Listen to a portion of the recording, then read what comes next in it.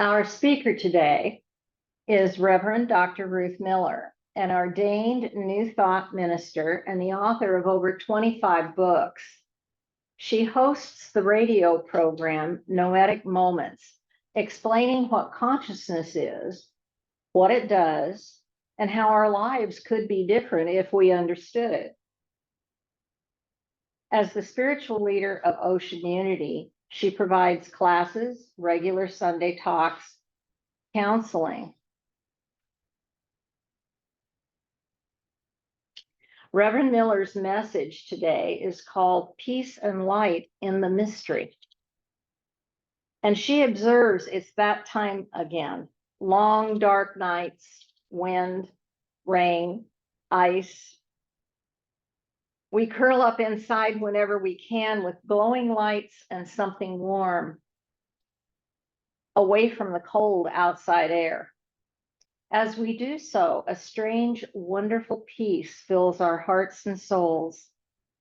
Reverend Miller shares how some other cultures embrace this mystery that we call winter. Please welcome Dr. Ruth Miller.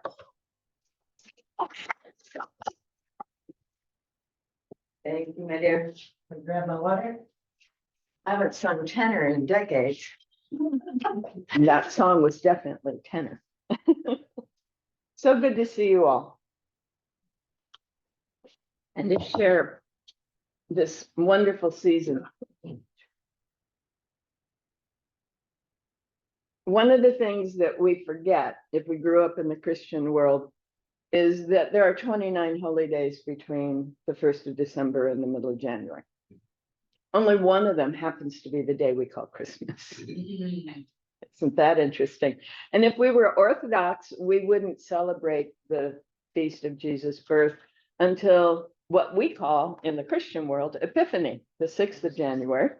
And if we were Armenian Orthodox, we would celebrate it the day before that on Epiphany Eve, which Shakespeare called Twelfth Night. And so there's a lot of mushing around of holy days, right? We also have all of the various saints' days. You know, December 5th was St. Nicholas Eve, and December 6th was St. Nicholas Day. And if you had grown up in Belgium or parts of Germany, you might have celebrated all the gift giving and Santa Claus coming and delivering things on the 5th or 6th of December.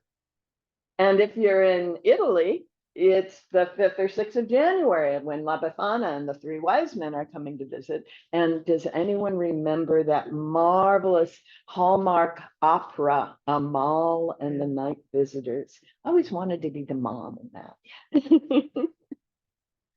So, yeah, this is a time. It's not just a day. It's a period of exploring and discovering and deepening our connection. The reason for the countdown we call Advent is actually the countdown to the solstice. Isn't that interesting?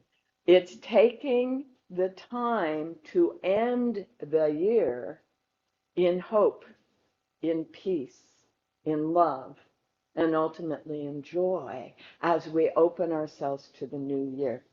Now, when I was a little girl, the New Yorker had this cartoon that came out every year at the end of December, and it always involved the old man with the staff, right?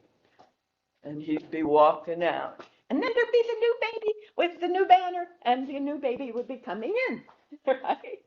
Well, that's from the Roman days, when Kronos, or Saturn, the sun, would be leaving because the old year, the old soul, the old sun was ending and a brand new sun was returning. And the word solstice is about sol, the sun, standing, sticere. So if you're aware, and you may not be because we live in a relatively mild area, but if you lived further north, you would be aware that for 3 solid days, that sun doesn't move. It comes up and goes down way over there, or maybe I don't see it at all for 3 days. Is it ever going to come back? Oh my goodness. What's happened? All the crops are buried in snow, all the trees are bare, all the animals and birds have gone away, and the fish are under frozen ice. Is that sun ever going to come back? And so, in what anthropologists call imitative magic, someone's going in the other space. So, would you be willing to check next door? Thank you.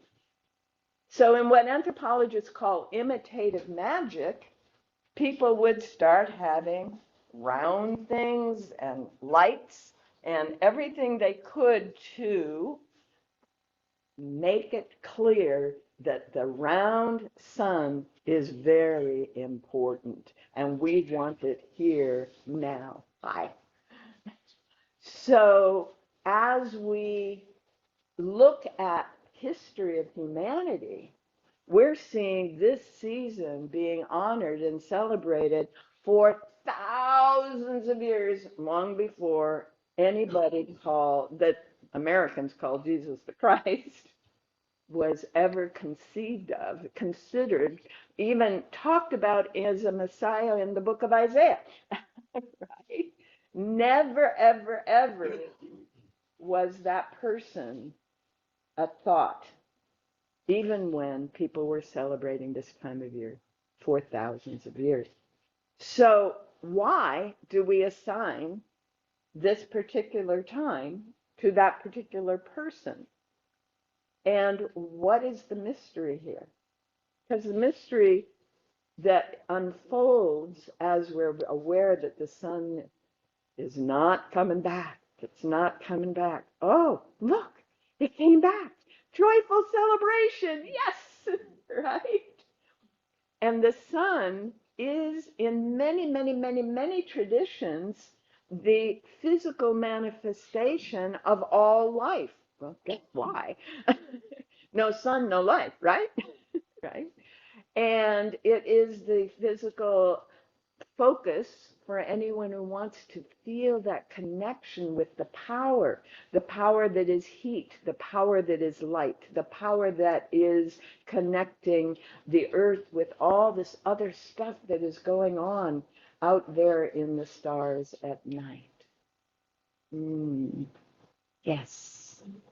And so that deep winter awareness, what we call the first day of winter, what the people in Roman and Greek times called midwinter, is amazingly powerful. Now, why do they call that midwinter? Well, it turns out that if you live in the Middle East, there's really only two seasons, kind of like in California, right? There's really only two seasons. It's rainy or it's not. Right? And so the rainy time is called winter. And then the not rainy time is called summer. So June 21st, which in our country is called the first day of summer, is midsummer. So the Shakespeare play, Midsummer's Eve, is about the middle of the period between March and September, June 21st. And this longest night of the year, December 20-ish, is the middle of the time between September and March. So it's midwinter's eve, in case anyone really wants to know. So as cultures evolved, as more and more civilization became normal, civis means city, so citifying of people, the stories would emerge trying to explain why we continue these celebrations, because in cities you're cut off from nature, aren't you? You don't really know what's going on out there. You're focused on what's going on right here. And in cities, there's this whole thing about roles. Everyone is going into a specific role. They're told what to do. And all of this stuff is happening. And as we try to explain what's going on to the little kids, we tell stories. We tell stories. And one of the things that we've seen is that the stories of this time of year are the things that most adults who say, oh, I don't do this stuff, are actually saying they don't want. They don't want the story. They don't want the concrete story. And yet the story is kind of what makes it fun, isn't it? It's kind of what takes us to the next level. So the story was that the embodiment of the sun on the planet had to die and a new one had to be born. That was the story, just like in the New Yorker cartoons. The old sun had to die off so the new one could be born. And so a new hero, a new source of life and love and power was born as the sun returned, which happens 3 days after the solstice, the night of the 24th, the morning of the 25th, when it was calendarized. Yeah. Say that again? Well, 3 days? right? The sun is standing still for 3 That's right. days. Okay. And when it turns around and starts to come back, that's when the hero, the source of life, the new source of life and love is born. 1, 4, 20. You got it. So that was going on for thousands of years. Also, with lots of different names. Mithras is one of the names of the people, of a guy who was born then. Horus is another name from the Egyptian tradition. So there's lots of names of this great, powerful being that embodies the life and the love that is associated with the sun. And the sun is the symbol for this infinite, ineffable, unnameable power that our shorthand is God. So when we see this and know this, for me, all of a sudden, all this takes on a whole new meaning. It isn't tied to one story. It's tied to all of these stories. Some of them going back hundreds of thousands of years, all of them going back at least 10,000 years when we started having villages coming together, and perhaps even longer. There are stories in the Hindu tradition that support the lighting of lights at this time of year. And one of the holidays between December 1 and January 15 is Bodhi Day, the day that the Buddha sits down under the tree that is now called Bodhi tree, named after the Buddha. So Prince Gautama, who had left his princely life, including his wife and his brand new baby, to find a cure for the pain and suffering and dissatisfaction he had seen in the world, had never experienced except until he was an adult. He went and he traveled with ascetics in the forest, ascetics, people who lived on a drop of water or a grain of rice, people who wandered through the forest and meditated as much as they could, and they and they never washed. They became part of the forest in many, many ways. But he hadn't found an end to suffering in that, although he had done it for 7 years. And as he was wandering through the forest, he came upon a river, and on the river was a man in a boat. And in that boat, that man was singing with pure joy. And Gautama said, I think I've been doing the wrong thing. And so he stopped and he went into the river and he cleaned his body for the first time in years. And he felt that cleansing. And then he went, and as he was drying off, a little girl from the village left a bowl next to where he was. And that bowl contained the very kind of rice pudding that his stepmother used to make when he was growing up, because his mom had died shortly after his birth. And it was so wonderful. A bite of this rice pudding. Has anyone ever had Indian rice pudding? That rice cooked in sugary milk. Oh my goodness. Or in coconut milk too. Mm.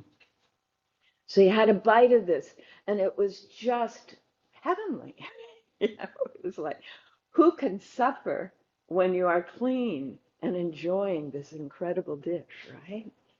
And he realized he had found the middle way. It was neither the princely way nor the ascetic and the forest way, but there is this middle way. But now he needed to find how to express that to others so they could understand it. So he sat down under this big sheltering tree with these wonderful heart-shaped leaves. And he sat there for 40 days. And so on December 5th, 6th, which is also St. Nicholas Day, it's also the Bodhi Day in the Buddhist tradition that is honoring the day that the Buddha woke up. He woke up, and that's what it means. Gautama became the enlightened one. He became the awakened one. Ah. And then we spent 40 days to figure out how to tell the rest of us. And if you haven't seen the movie Little Buddha, I strongly recommend it. Keanu Reeves playing Gautama is amazing. So as we look at this season and we take in more and more stories, right? We can draw from the Zarathustrans, the wise men, the magi. They are a whole nother set of stories. We can draw from the goddess stories and the Yule stories, and again tied to solstice and the ending of one season and one way of living and the beginning of a new one that we don't know what it's gonna be. We have no idea. It's a mystery. What is it gonna be? Now, last night I had the opportunity to be outside, and it was a clear night, and I got to see the stars again. Oh my goodness.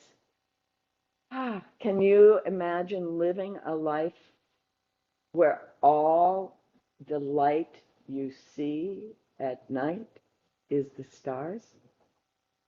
That's it. And has anyone here been in a place where those stars kind of pulled you into them? It's like you're here, but you're not really because you're being drawn into the incredible show. I don't have a better word of those stars, those beautiful, beautiful glowing spots and points of light that seem, they're layers and layers, and they go on and they go on and they pull us into them. And as we go with that, there is this ending of stress in the body. There's a new kind of a peace. Or I'm sure everyone here has sat around a campfire. It's a little chilly outside and you've got the fire and you're looking in the fire. You've got a fireplace and you're looking at the flames. And the body just kind of relaxes into the rhythm of the flame and the light of the flame and the beauty of it. And you're just kind of with it. And that actually is a form of meditation, sitting and appreciating the flame until there is no separation between us and the flame. And there's a deep peace that comes with that, isn't it? When I was raising children, which was a lot of my younger years, some of the most powerfully peaceful moments were in my living room after everyone had gone to bed and we had the Christmas lights and flames still going. Yes? Mm-hmm. Oh my goodness. And I remember the very, very first time as my husband and I were beginning to have separate lives, the kids would spend Christmas Eve with one of us and Christmas Day with the other. And my very first Christmas Eve of having had them during the day, so we did all the prep, all the Advent candles, the Hanukkah candles, the solstice stories, and the tree, the Yule tree, and St. Nicholas. I always made sure we had shoes out on St. Nicholas Eve so they could get things, and so on. And we did this whole thing, and then I put them on a plane on Christmas Eve afternoon so they could have Christmas Day with their father. And I was in my home with all this beauty and all this joy and this deep peace. Yes. It was amazing. It was the first time I really got to experience the peace that comes with having created and been part of an ongoing, beautiful journey into the light in the night. In the Native American traditions, it's not about the sun. It's about those stars in the night. And it turns out that there's a particular formation in the Milky Way that mimics where the main points of the Black Hills in the Dakotas of North America are. And the Lakota people are the people of the Black Hills. And the Lakota honor the 3 days that that particular star formation is directly overhead, which happens to be at the winter solstice. Which formation? It's a formation of stars that honors the Black Hills, that mirrors the Black Hills. Oh. All right. Now, some of you are aware that the pyramids in Egypt mirror the belt of Orion. So there are a number of things like that that people who only have stars at night have done. If you look at Stonehenge and you look at these many, many, many megalithic structures around the world, they're aligned on stars. They're aligned on Orion. They're aligned on the Polaris. They're aligned on specific signs, star signs, star structures. And so we can understand in even the cultures that aren't into story, we honor that we are being mirrored in the heavens. We are being mirrored in the stars. Our light is one with that. And so there you begin to get what we call astrology today. It's not that they determine, but they mirror, they show us. If I can't see in myself what's actually happening, I can look at the stars because it's going to mirror what's happening in me and in us as a group, yes? So we can go back even further, and now we've got the stones, and we've got the stars, and we've got the stories, and as we go back into the whole beginning of life as something that we manage, talking that 10,000 years ago thing, where people began to say, the ladies, the women who were gathering every year would say, leave a little bit for next year. Or here, put some over here. We'll expand this a little bit for next year, right? Now it would have been 12 to 200,000 years ago. And then along about the time the glaciers began to pull back northward, all this rich land and all these new areas to grow and explore, and these new rivers and lakes that didn't exist for thousands of years, over 100,000 years, are now becoming visible. And people are following these new rivers, and they're finding these wonderful valleys with the beginnings of new trees and new shrubs and so on. And they're bringing the seeds with them of the plants that they have been living on in other times and places. And so, nope, I'm going to drink.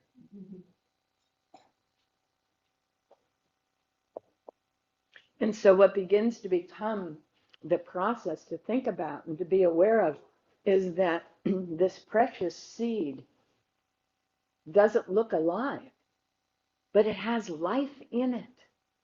Isn't that interesting? The world doesn't always look alive, but it has life in it. Isn't that interesting? And this thing that appears to not be alive, if I put it in the earth and it gets the warmth and the water that it needs, it sprouts up in this whole new way of living, this whole new way of being. And so there's this song that emerges that is part of the storytelling, and the American version is John Barleycorn. And that is that someone has to die in order for new life to happen. That is, the old wheat plant, the old corn stalk, the old whatever it is, has to go to seed. My parsley, I let it go to seed, and now I have a lot of parsley in my pot, right? It has to seem to die off and go to seed, and then that seed has to be in a nurturing environment and watched over and cared for, and then new life emerges from that.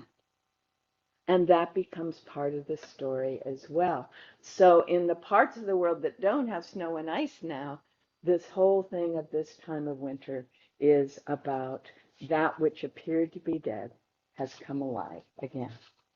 And in those parts of the world where we do have snow and ice, we celebrate that at the spring equinox, and we call it Easter.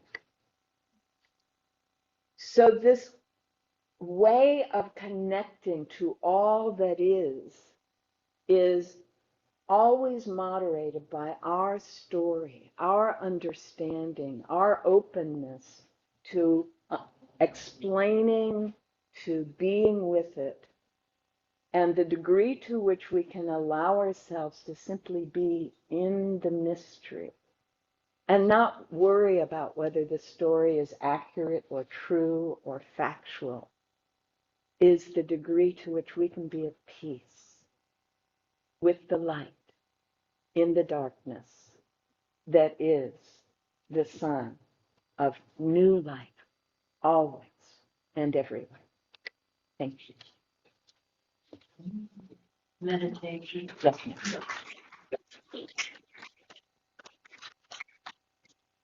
So are you up to meditating on all of that? All right. If you catch the lights, that would be lovely. Oh, yes. Darkness with the lights. Little lights. It's beautiful.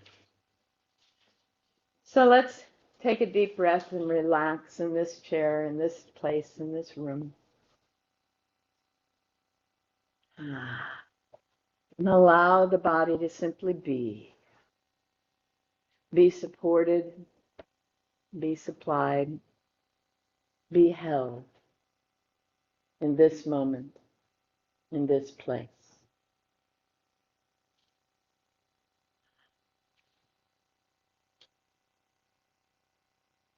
And as we relax the body, we can take another deep breath and feel ourselves being drawn into this moment of being, simply being.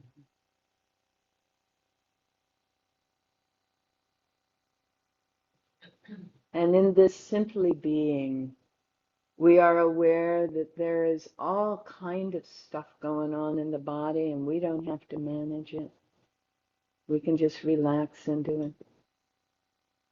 And there are all kinds of things going on out there in the world, but we can let it go in this moment. And we are aware that somewhere deep inside the body, deep inside the core of our being, there is a place where life is, a place where love is, in the core of our being. And as we focus our attention on it, we can feel it expanding through the body, through the being that we are. We can feel that as we breathe, that light, that love is expanding and filling the whole body with light and love and well-being. That is what has been called the Christ light, the Buddha nature,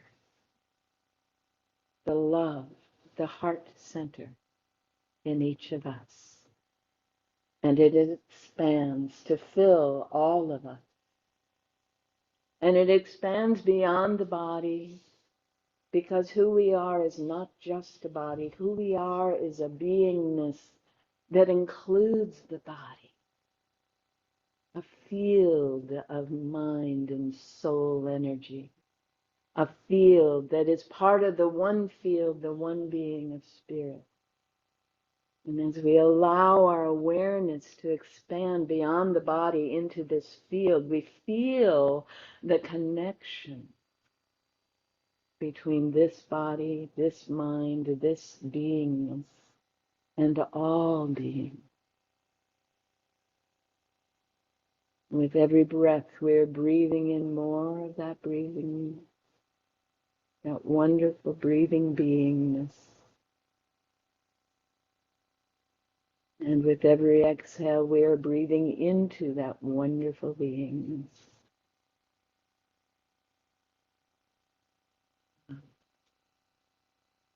We are one with all that is, and all that is who we are as we breathe.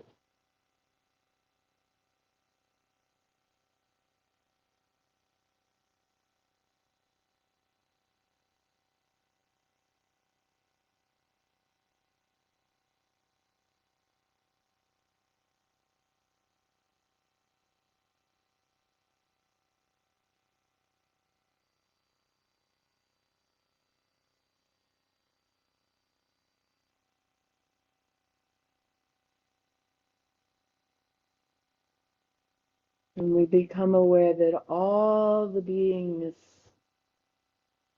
has taken the form of infinite points of light, expanding in all directions. And we are connected with and part of all of those lights. And so we know and feel the one light that is, expressing so many different ways.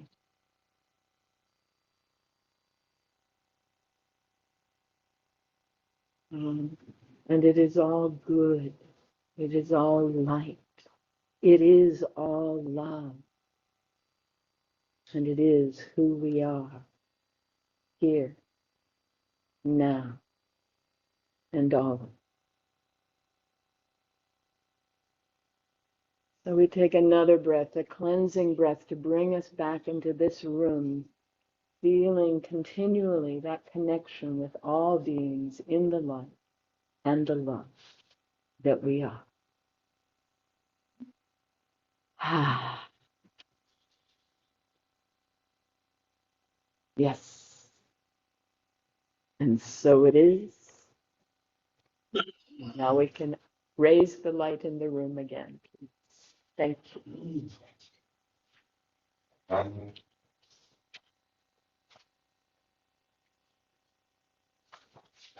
Thank you, Ruth.